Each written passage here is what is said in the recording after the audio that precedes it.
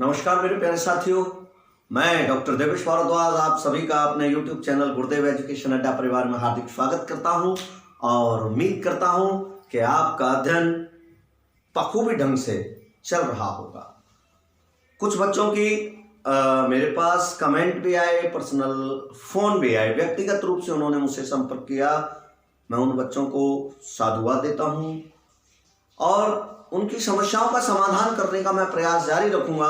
पर मेरे प्यारे बच्चों, आप सबने अपनी अपनी जो समस्याएं बताई हैं वो इस YouTube चैनल पर वीडियो बनाकर डाल पाना संभव नहीं है।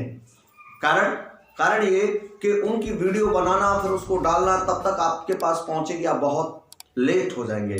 तो इसके लिए मैं सबसे पहले आपसे अनुरोध करूंगा कि अगर आप चाहते हैं आपकी समस्याओं का समाधान सॉलिड तरीके से हो, आपकी प्रत्येक समस्या का समाधान आपको घर बैठे मिले, अगर आप चाहते हैं मुझसे पढ़ना, तो बस एक छोटा सा काम कीजिए कि मेरा ये चैनल धड़ाधड़ सब्सक्राइब करिए और अपने साथियों से करवाइए, अपने सभी मित्रों से, परिचितों से इस चैनल को सब्सक्राइब करवाइए। जितने भी 12th के छात्र हैं, 10th के छात्र हैं, उनके मोबाइल में ये चैनल सब्सक्राइब होना चाहिए, जिससे कि उन्हें घर बैठकर एक उम्दा शिक्षा का प्लेटफॉर्म मिल सके, मंच मिल सके। मैं आपको प्रत्येक प्रकरण का, प्रत्येक चैप्टर का लाइव क्लास दे सकूं, आपको घर बैठे वो लाइव क्लास मिल सके। इसके लिए बस आपको छोटा सा काम करना है, क्या? चैनल को जितना हो सके सब्सक्राइब कीजिए, शेयर कीजिए, सब्सक्राइब करवाइए और हाँ, बेल आइकन जरूर दबाइएगा, क्योंकि जब भी मैं यहाँ कोई नई वीडियो बनाऊंगा तो वो आपके पास पहुंचेगी, उसका मैसेज पहुंचेगा। अगर आपने बेल आइकन नहीं दबाई तो आपके पास मैसेज नहीं पहुंचेगा। तो मेरे प्यारे साथियों, चलिए हम जुड़ते हैं अपने टॉपिक पर, जिस पर मैं पहले चल रहा था। मैं पुनः कह रहा हूं, अगर आप चाहते हैं कि आपका सिलेबस हो, अगर आप चाहते हैं कि मैं नित्य आपको ऐसे ही लाइव 1 घंटे की क्लास दूं जिसमें कि आपको बहुत सारी चीजें समझने को मिल सकें, आप चाहते हैं उम्दा शिक्षा, तो आप चैनल को सब्सक्राइब करें और अपने मित्रों से करवाएं। 12th के विद्यार्थी स्पेशल रूप से अपने अन्य 12th के विद्यार्थियों से इस चैनल को सब्सक्राइब कराएं और उनको बताएं कि उनको इससे क्या फायदा होने वाला है। ठीक है मेरे प्यारे बच्चों, हम बात करते हैं आगे। अब हमने पढ़ाया था अलंकार, मैंने पढ़ाया था अलंकार के प्रकार, तो आपके सिलेबस में जो है मैं उनको लेकर चल रहा हूं। अनुप्रास अलंकार की मैंने आपसे बात की थी कि शब्द अलंकार, अलंकार क्या होता है? काव्य की शोभा बढ़ाने वाले तत्व को अलंकार कहते हैं। मैं आपको पहले बता चुका हूं, काव्य की शोभा बढ़ाने वाले तत्व को क्या कहते हैं? अलंकार कहते हैं। अलंकार मुख्यतः 3 प्रकार के होते हैं। एक शब्द से अलंकार होता है, यानी काव्य की शोभा शब्द से बढ़ती है। एक अर्थ का अलंकार होता है, यानी काव्य की शोभा अर्थ से बढ़ती है, ना कि शब्द से। शब्द में शब्द महत्वपूर्ण होता है। शब्द अलंकार में कौन महत्वपूर्ण होता है? शब्द महत्वपूर्ण होता है। अर्थ अलंकार में कौन महत्वपूर्ण होता है? अर्थ महत्वपूर्ण होता है। और तीसरा होता है उभय अलंकार, इसमें शब्द और अर्थ दोनों ही महत्वपूर्ण होते हैं। तो मैंने आपसे शुरुआत की थी शब्द अलंकार। शब्द अलंकार क्या होता है? वह अलंकार जिसमें काव्य की शोभा बढ़ाने का कार्य एक शब्द विशेष के माध्यम से किया जाता है और उस शब्द का पर्याय शब्द रख देने मात्र से, उस शब्द का पर्याय शब्द रख देने से उस काव्य की शोभा में या सौंदर्य में क्या हो जाता है? ह्रास हो जाता है, गिरावट आ जाती है, कमी आ जाती है। तो उसको हम क्या कहते हैं? शब्द अलंकार कहते हैं। उदाहरण के लिए मैंने आपको बताया था कनक कनकते सौगुनी मादकता अधिकार। अब इसमें से हम कनक शब्द को हटाकर उसके स्थान पर स्वर्ण या धतूरा कोई भी शब्द उसका पर्यायवाची रख दें या हेम रख दें, तो यहाँ पर ये सौंदर्य नहीं रहेगा। जैसे हेम कनकते सौगुनी मादकता अधिकार, तो इसमें ये सौंदर्य देखने को नहीं मिलेगा जो काव्य में पहले देखने को मिल रहा है। ठीक है, यहाँ हम इसका पर्यायवाची नहीं रख सकते। और शब्द अलंकार के अनेकों प्रकार हैं, लेकिन आपके पाठ्यक्रम में केवल 3 प्रकार हैं, अनुप्रास, यमक और श्लेष। तो मैंने आपको पढ़ाया था अनुप्रास। अनुप्रास की मैं आज यहाँ पर बात करता हूँ। सबसे पहला शब्द क्या है? अनुप्रास। क्या है? अनुप्रास। और अनुप्रास में हम बात करें, अनुप्रास अलंकार क्या है? आपको विजुअलिटी भी मैं इसको बहुत जल्दी दूर करने वाला हूं। आपका एक समस्या जो मेरे सामने आ रही है आपकी, कि आपको ये साफ दिखाई नहीं दे रहा है, तो अगली वीडियो में आपकी इस समस्या का भी मैं समाधान निश्चित रूप से करूंगा। सबसे पहले देखें अनुप्रास। अनुप्रास क्या है? आप परिभाषाएं रटते हैं, मैं परिभाषाएं ना तो रटता हूं और ना रटाने में विश्वास करता हूं। सबसे पहले क्या करें? इसी शब्द को खंडों में विभाजित करें। क्या करें? इस शब्द को खंडों में विभाजित करें। अनुप्रास की परिभाषा, अनुप्रास का अर्थ और अनुप्रास के लक्षण इसी शब्द के अंतर्गत क्या है? छुपे हुए हैं। इसी शब्द के अंतर्गत छुपे हुए हैं मेरे प्यारे साथियों। अगर कोई आपसे अनुप्रास नाम भी लेता है तो आपको उसमें उसके सारे अर्थ, परिभाषाएं और लक्षण दिखाई मिलेंगे। कौन कौन सा है? देखिए, पहला शब्द कह रहा है अनु, दूसरा शब्द कह रहा है प्र, तीसरा शब्द कह रहा है आस। ठीक है, अनुप्रास में क्या है? अनु प्लस प्र प्लस आस। अनु माने पीछे, अनु माने छोटा, जो पीछे जन्म लेता है वही तो छोटा होता है। अनु माने पीछे, अनु माने छोटा। छोटा कौन होता है? जो हमारे पीछे आता है, हमारे पीछे जन्म लेता है दुनिया में, वो क्या होता है? छोटा होता है। प्री माने पहले, प्री माने क्या है? प्री माने पहले, प्री माने है पहले। ठीक है, एक पहले एक पीछे, एक बार पहले आ जाए एक बार पीछे आ जाए। कितनी बार हो गया? 2। आस माने कतार में, आस माने क्या है? कतार में, यानी कोई भी वर्ण कैसे आए? एक ही कतार में, लाइन में, लगातार कैसे आए? पहले पीछे। तो कम से कम कितनी बार हुआ? 2 बार। पहले पीछे कम से कम कितनी बार हुआ? 2 बार। पहले पीछे, पहले पीछे, पीछे पीछे, पीछे पीछे, पीछे पीछे, पीछे पीछे, पीछे डॉट डॉट डॉट डॉट। कितनी बार आ सकता है? कोई पता नहीं है। पता है क्या? तो वो अनलिमिटेड है, अनकाउंटेबल है। क्लियर? कैसा है? Unlimited, uncountable. असीमित कह सकते हैं, अनंत कह सकते हैं, अनकाउंटेबल, अगणित, अगणित। क्लियर? क्या कह रहा है ये? अनुप्रास परिभाषा देख लो कि जब काव्य में किसी वर्ण की क्रमिक आवृत्ति कम से कम पहले 1 और पीछे 2, कतार में मानी लगातार, क्रमिक रूप से निरंतर, कम से कम कितनी बार हो? 2 बार हो, और अधिकतम तो अनंत बार है। पहले पीछे फिर पीछे की तो कोई पता नहीं, ऐसे तो बताया नहीं कितनी बार आएगा पीछे, तो पीछे पीछे पीछे पीछे पीछे तो कितनी बार भी आ सकता है। तो जब काव्य में किसी भी वर्ण की क्रमिक आवृत्ति, क्रमिक यानी लगातार, कंटिन्यूटी में, ठीक है, तो जब काव्य में किसी वर्ण की क्रमिक आवृत्ति कम से कम कितनी बार हो? 2 बार, और अधिकतम अनंत बार हो, तो उसे हम क्या कहते हैं? अनुप्रास अलंकार कहते हैं। उसे क्या कहते हैं? हम अनुप्रास अलंकार कहते हैं। और इसका उदाहरण देखिए, जैसे हमने कह दिया कि तरन तनुजा तट तमाल, सॉरी इसको ना लिखकर हम दूसरा लिखेंगे। 4 चंद्र की चंचल किरणें खेल रही हैं जलथल में, खेल रही हैं जलथल में।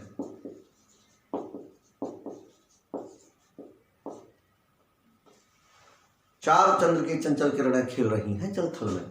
चारु, च, चंद्र, च, चंचल, च, और ये जो की आया है ना, ये की तो परसर्ग है, कारक चिन्ह है। कारक चिन्ह हमेशा परसर्ग यानी शब्द का ही हिस्सा माना जाता है, आप इसे अलग से शब्द नहीं कह सकते। तो देखिए लगातार 1, 2 और 3 कितनी बार आया है? 3 बार आया है। कितनी बार आया है? 3 बार आया है। तो यानी 2 से तो ज्यादा बार आया है, कम से कम 2 बार आना चाहिए। इस लिमिट को तो इसने पूरा कर लिया, तो यहाँ पे क्या होगा? अनुप्रास होगा। जब काव्य में किसी वर्ण की क्रमिक आवृत्ति 2 या 2 से अधिक बार होती है तो उसे हम क्या कहते हैं? अनुप्रास अलंकार कहते हैं। प्यारे साथियों, आगे बढ़ते हैं। अनुप्रास अलंकार के प्रकार। अनुप्रास अलंकार के प्रकार कितने प्रकार के होते हैं? अनुप्रास अलंकार कितने प्रकार का होता है? मेरे कुछ विद्वान साथी अनुप्रास अलंकार 5 प्रकार का मानते हैं, मैं भी मानता हूं, लेकिन मैं आपको बता दूं एग्जैक्टली अनुप्रास 4 ही प्रकार का होता है। कितने प्रकार का होता है? 4 प्रकार का होता है, क्योंकि अनुप्रास का जो 5वां प्रकार है लाटा अनुप्रास, उसको हमने अनुप्रास की श्रेणी से बाहर रख दिया। क्यों रख दिया? उसका कारण है कि अनुप्रास की श्रेणी से लाटा अनुप्रास को बाहर रखने का मूल कारण क्या है कि हम अनुप्रास में बात कर रहे हैं वर्णों की आवृत्ति की। किसकी आवृत्ति की? वर्णों की क्रमिक आवृत्ति की। जबकि लाटा अनुप्रास में वर्णों की क्रमिक आवृत्ति नहीं होती, तो किसकी आवृत्ति होती है? वाक्य अथवा वाक्यांश की, पदांश की। समझ में आ गई? वाक्य होता है, वर्ण की आवृत्ति नहीं होती, वाक्य, वाक्यांश की, पदांश की आवृत्ति होती है। इसलिए लाटानुप्रास इसकी परिभाषा से, इसकी परिमिति से बाहर निकल गया है। इसलिए अनुप्रास अलंकार मुख्यतः 5 प्रकार का होता है। मेरे कुछ विद्वान साथियों ने इसको 4 प्रकार का माना है, तो मैं भी वही कह रहा हूं।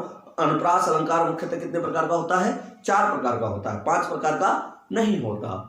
जो 5वां प्रकार है लाटानुप्रास, उसको अलग से एक प्रकार माना गया है। तो इसके जो 4 प्रकार हैं उनका हम अध्ययन करते हैं। अनुप्रास के 4 प्रकार कौन कौन से हैं, चलिए देखते हैं।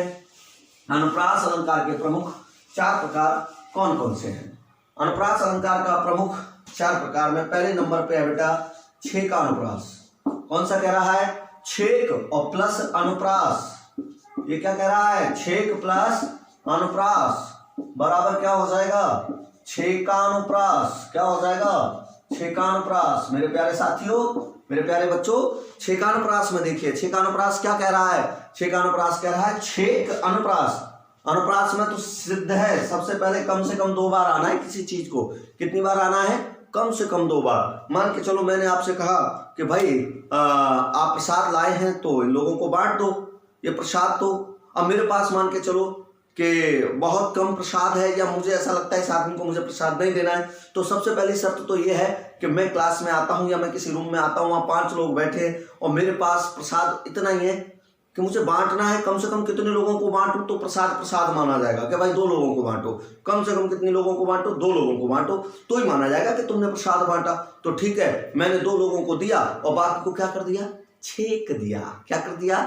छेक दिया। देसी भाषा में कहते हैं ना छेकना। 2 को दिया, क्योंकि शर्त यही है कम से कम 2 बार। कितनी बार?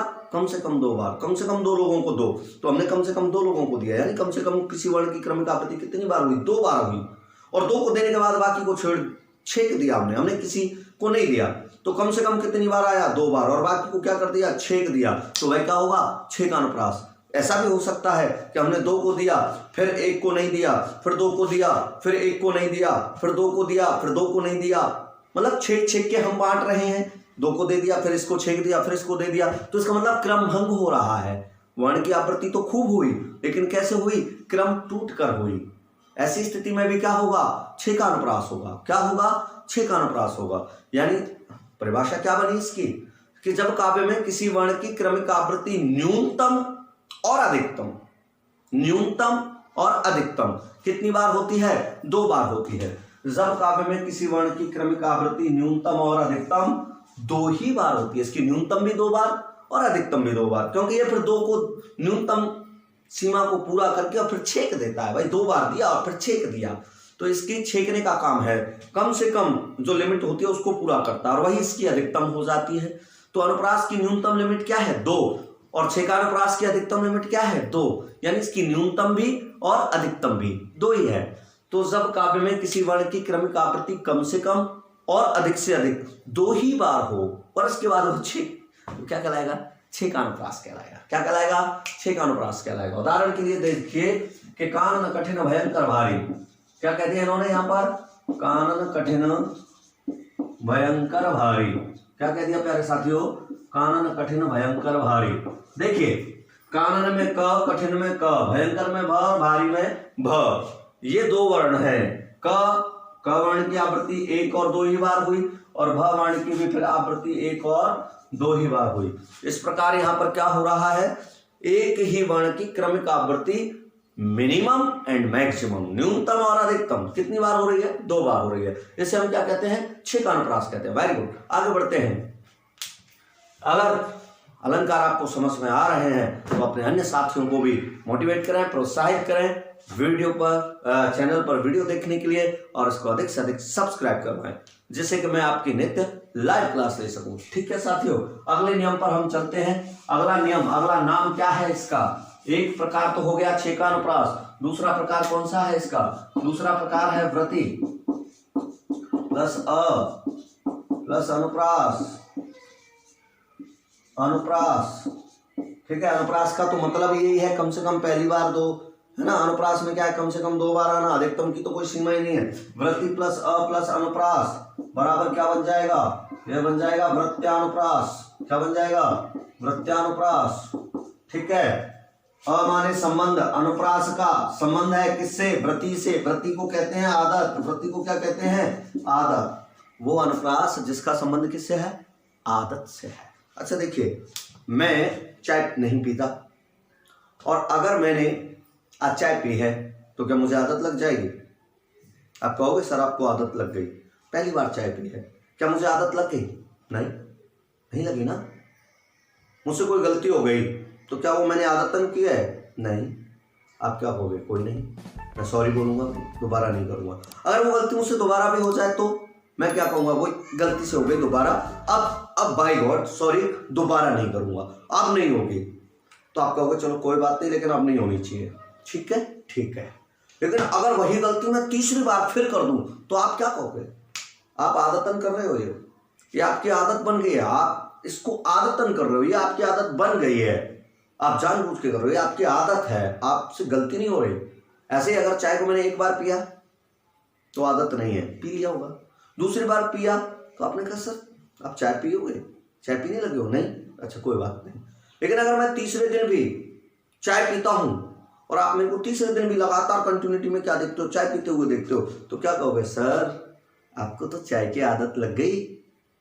तो मैं उसी समय क्या कहूंगा कि नहीं भाई, अगर ये आदत लग गई, हाँ आदत लगती जा रही है यार, मेरे को तो बहुत बुरी आदत लगती जा रही है ना, मैं आज से छोड़ता हूं इसको। अगर मैंने उसको वहीं पे छोड़ दिया तो कम से कम आदत बनने के लिए उसे कितनी बार मुझे पीना पड़ा?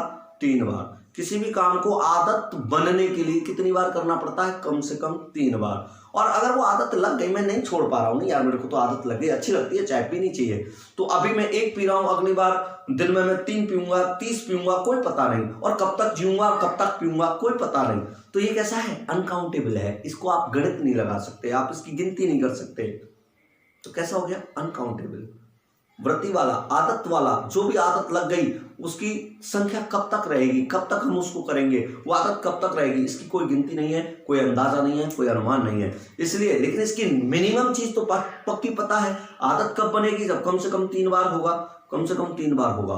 तो अनुप्रास का संबंध किससे है? आदत से। तो इसका मतलब वृत्त्यानुप्रास में क्या होगा? किसी भी वर्ण की क्रमिक आवृत्ति न्यूनतम तो 3 बार होनी चाहिए। कितनी बार होनी चाहिए? न्यूनतम तो 3 बार होनी चाहिए, और अधिकतम अगणित बार, अगर अनंत बार, कोई पता नहीं कितनी बार होगा। आदत का क्या पता कितनी बार? मैंने अभी बताया, अनंत, अगणित, अनकाउंटेबल। ठीक है। तो जब काव्य में किसी वर्ण की क्रमिक आवृत्ति न्यूनतम 3 बार होती है और अधिकतम अगणित बार होती है तो उसे हम वृत्त्यानुप्रास अलंकार कहते हैं। तो उसे हम क्या कहते हैं? वृत्त्यानुप्रास अलंकार कहते हैं। ठीक है। कम से कम 3 बार होना चाहिए, 2 बार तो ये हो गया न्यूनतम, अधिकतम इससे ज्यादा होना चाहिए, तो वृत्त्यानुप्रास। उदाहरण के लिए देखें, उदाहरण के लिए क्या देखते हैं हम? अगर हम बात करें कि जैसे चंदू के चाचा ने चंदू की चाची को चांदनी चौक में चांदी की चम्मच से चटनी चटाई। चंदू के चाचा ने चंदू की चाची को चांदनी चौक में चांदी की चम्मच से चटनी चटाई। कितनी बार आया? 10 बार आया। कितनी बार आया? 10 बार आया। 6 वर्ण की आवृत्ति कितनी बार हुई? 10 बार हुई। 3 से तो ज्यादा है ना, है कि नहीं? तो बस वृत्त्यानुप्रास है, आदतन हो गया। अगर हम कहें कि तरने तनुजा तट तमाल, ये हिंदी साहित्य का आपका उदाहरण है। तरने तनुजा तट तमाल,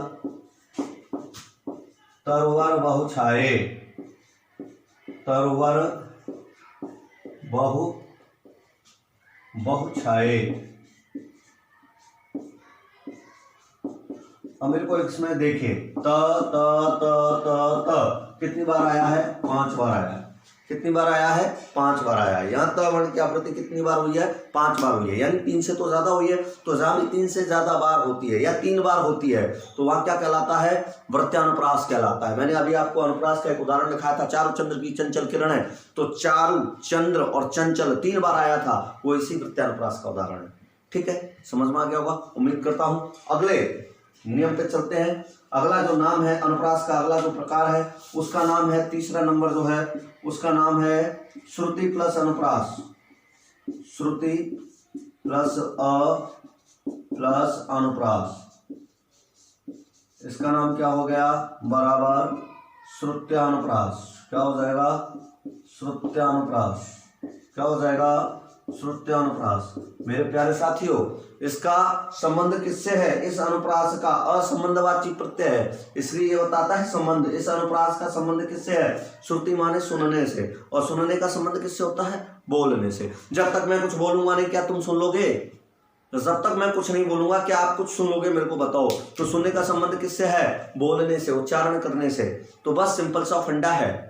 क्या फंडा है? सिंपल सा फंडा ये है कि वो अनुप्रास जिसमें किसी एक स्थान से उच्चारित वर्ण की क्रमिक आवृत्ति कम से कम 2 बार और अधिकतम कितनी भी बार हो पता नहीं है, ठीक है। यहां एक वर्ण की नहीं होगी, एक ही स्थान से उच्चारित वर्ण। अभी तक हम पढ़ रहे थे एक ही वर्ण की, त त त त त। यहां पे ऐसा नहीं होगा। श्रुत्यानुप्रास में एक ही वर्ण की नहीं होगी, एक ही स्थान से उच्चारित वर्णों की क्रमिक आवृत्ति कम से कम 2 बार और अधिकतम अनंत बार हो, तो उसे हम क्या कहते हैं? श्रुत्यानुप्रास अलंकार कहते हैं। क्या कहते हैं? श्रुत्यानुप्रास अलंकार कहते हैं। और इसके लिए आपको क्या होना पता होना चाहिए? इसके लिए आपको उच्चारण स्थानों का ज्ञान होना चाहिए। कौन से उसका कौन सा उच्चारण स्थान है, ठीक है। तो इसके लिए आप मेरा वर्ण विचार टॉपिक पढ़िए, उसमें मैंने उच्चारण स्थान के आधार पर वर्णों का वर्गीकरण कर रखा है। वहां से आप इसको देखिए, मेरी पिछली वीडियो देखिए, आपको इसमें मिल जाएगी, ठीक है। चैनल पे पड़ी हुई है वर्ण विचार की वीडियो, उसमें उच्चारण स्थान के आधार पर वर्णों का वर्गीकरण देखिए। वहां से आप पाएंगे कि उच्चारण स्थान के आधार पर वर्णों का क्या वर्गीकरण है, और तब आप समझ जाएंगे कि कैसे यदि त के बाद थ आए, स आए, न आए, ये लगातार आ जाते हैं, मान के चलिए एक के बाद एक के बाद एक के बाद एक, ठीक है, तो क्या होगा? श्रुत्यानुप्रास होगा, ठीक है। जैसे मैंने कह दिया, कहाँ गए हमारे, कहाँ गए हमारे घर। क्या लिख दिया मैंने? कहाँ गए हमारे घर। तो क, ग, ह और घ ये एक ही स्थान से उच्चारित वर्ण हैं, और एक ही स्थान से उच्चारित वर्णों की क्रमिक आवृत्ति कितनी बार हो गई? 1, 2, 3 और 4। लगातार कितनी बार हुई? 4 बार हुई। तो ये क्या कहलाएगा? श्रुत्यानुप्रास अलंकार कहलाएगा। तो मेरे प्यारे साथियों, अगर आप चाहते हैं कि ये कैसे पता चलेगा हमको कि एक स्थान से उच्चारित वर्ण है, तो मैंने अभी बताया कि आप प्लेलिस्ट में जाकर मेरी पहली वीडियो देखें, उसमें वर्ण विचार, भाषा लिपि और उसमें वर्ण विचार का मैंने उच्चारण स्थान के आधार पर, वर्ण विचार के अंतर्गत उच्चारण स्थान के आधार पर वर्णों का वर्गीकरण किया है। वहां जाकर आप इसको प्लेलिस्ट में देखें कि कौन कौन से वर्णों का एक ही उच्चारण स्थान है। वर्ण अलग अलग हो सकते हैं, लेकिन उनका उच्चारण स्थान एक ही है। जैसे ओष्ठ वर्णों की बात करें तो प वर्ग पूरा ओष्ठ होता है। आप किसी भी प वर्ग के वर्ण को बिना होठ मिलाए बोल नहीं सकते, ठीक है। जैसे प, प, फ, ब, भ, म, म, व, ओ, उ,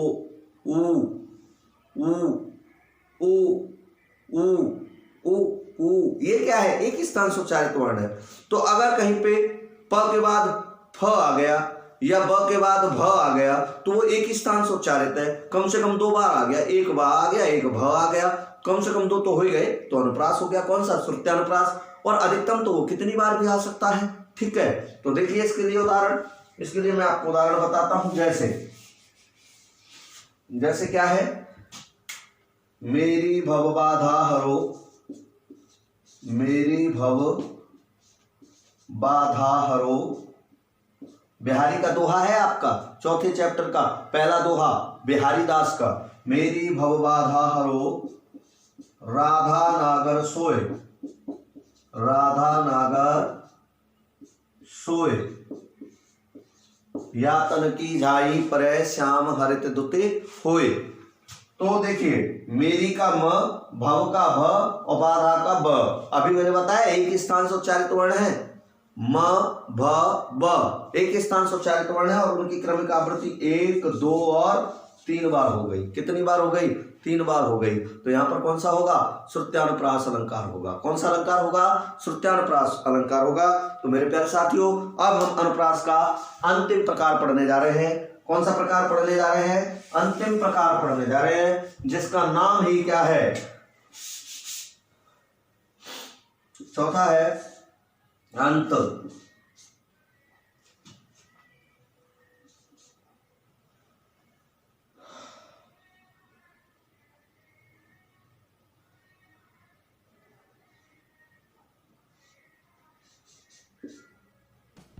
अंत्यानुप्रास, क्या है इसका नाम? अंत्यानुप्रास। ठीक है, अंत्यानुप्रास या अंत्या, तो ये कह रहा है अंत प्लस ई। ठीक है, अंत प्लस अ प्लस अनुप्रास। अगर हम इसका संधि विच्छेद करें तो क्या होगा? अंत्य प्लस अ प्लस अनुप्रास। ठीक है, वो अनुप्रास जिसका संबंध, अ माने संबंध, वो अनुप्रास जिसका संबंध किससे है? अंत्य। अंत्य, अंत्य मतलब अंत से जिसका संबंध है। अंत्य माने नीचे, नीचे माने लास्ट में, लास्ट माने पीछे। समझ में आ गया? अंत्य माने नीचे, नीचे माने सबसे पीछे, जो सबसे लास्ट में है, सबसे नीचे है, सबसे पीछे है। क्लियर? तो अंत्यानुप्रास क्या है? वह अनुप्रास जिसमें सबसे पीछे की बात हो रही है, सबसे अंत की बात हो रही है। तो जब काव्य की पंक्तियों में, इसकी परिभाषा क्या बनेगी? जब काव्य की पंक्ति के अंत में, जब काव्य की पंक्ति के अंत में किसी वर्ण की, मैं एक स्थान से उच्चारित की बात नहीं कर रहा हूं, किसी वर्ण की, जैसे अभी तक हम पढ़ रहे थे त त त, ऐसे ही किसी वर्ण की। ठीक है, तो जब काव्य की पंक्तियों के अंत में किसी एक ही वर्ण की क्रमिक आवृत्ति कम से कम कितनी बार हो? 2 बार हो। कम से कम कितनी बार हो? 2 बार हो। तो उसे हम क्या कहेंगे? तो उसे हम अंत्यानुप्रास कहेंगे। अधिकतम तो कितनी भी बार हो सकती है, पर कम से कम कितनी बार हो? 2 बार हो, उसे हम क्या कहेंगे? अंत्यानुप्रास कहेंगे। तो मेरे प्यारे साथियों, इस अंत्यानुप्रास का उदाहरण मैं आपको बता देता हूं। इस अंत्यानुप्रास में आप सबसे पहले अपने किसी भी दोहे को उठा लीजिए, कबीरदास का ही कोई दोहा उठा लीजिए, जैसे कि आशा ऐसी डंकिनी, ठीक है, आशा ऐसी सर्पिणी काट कलेजा खाए। आशा ऐसी सर्पिणी जिन डसियो संसार, आपकी कबीरदास का दोहा है ये। आशा ऐसी डंकिनी जिन डसियो संसार, क्या आया है अंत में? र। जिन डसियो संसार, ऐसे लिख लो, संसार। तो अंतिम वर्ण क्या है? र। और अगली लाइन में देखिएगा अंतिम वर्ण क्या आता है। आपका कबीरदास का पहला चैप्टर है, आशा ऐसी सर्पिणी जिन डसियो संसार, और या की औसत तोष है यह गुरु मंत्र विचार। क्या आया है? विचार। सेम है कि नहीं है? अंतिम वर्ण, किसी भी पंक्ति के अंतिम वर्ण क्या होते हैं? सेम होते हैं। तो वहां पर क्या होता है? समान होते हैं। एक समान वर्ण की लगातार आवृत्ति होती है तो उसे क्या कहते हैं? अंत्यानुप्रास कहते हैं। तो प्रत्येक चौपाई में, प्रत्येक दोहा में, गीत में, कविता में अधिक जो मुक्तक छंद नहीं होते, गीत में, कविता में, दोहा में, चौपाई में, अधिकांश काव्य में अंतिम वर्ण क्या होते हैं? मिलते हैं। जैसे आप सूरदास के पद ले लीजिए, आप पढ़ते हैं हमारे हरे हारिल की लकड़ी, पहला ही वो है, हमारे हरे हारिल की लकड़ी, मन क्रम वचन और नंद नंदन सो यह दृढ़ कर पकड़ी। देखिए री चलेगा, ठीक है। जागत सोवत सपने सौतुक कान कान जकरी, देखो री अंत में आ रहा है ना, री। सुनत ही जोग लगत ऐसोल जो करुई ककरी, क्या आ रहा है अंत में? री आ रहा है ना। एक ही वर्ण की लगातार क्रमिक आवृत्ति है। सोई व्याधि हमें ले आए जो देखी सुनी ना करी, री। यह तो सूर तिन्ह ले दीजो जिनके मन चकरी, री। सेम आ रहा है कि नहीं? कितनी बार आ गया? 2 से अधिक बार आ गया। कितनी बार आ गया? 2 से अधिक बार आ गया। 1 2 3 4 5 6 7, जितनी भी बार आया, 2 से अधिक बार आया तो ये क्या कहलाएगा? अंत्यानुप्रास कहलाएगा। तो इस प्रकार मेरे प्यारे साथियों, जब काव्य की पंक्ति के अंत में किसी वर्ण की क्रमिक आवृत्ति 2 या 2 से अधिक बार होती है तो उसे अंत्यानुप्रास अलंकार कहते हैं। और इस प्रकार यहाँ पर अनुप्रास अलंकार हुआ समाप्त। और अगले वीडियो में मैं फिर मिलूंगा आपसे यमक और श्लेष अलंकार को लेकर। तब तक लेता हूं आपसे विदा। वंदे मातरम। धन्यवाद। जय हिंद।